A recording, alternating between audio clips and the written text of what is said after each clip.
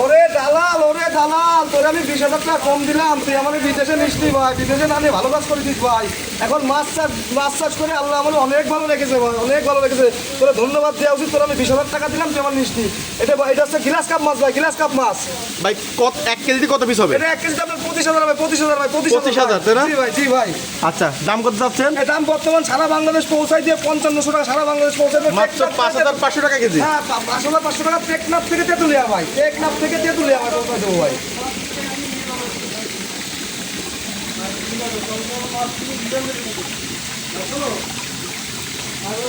দারুণ হয়েছে।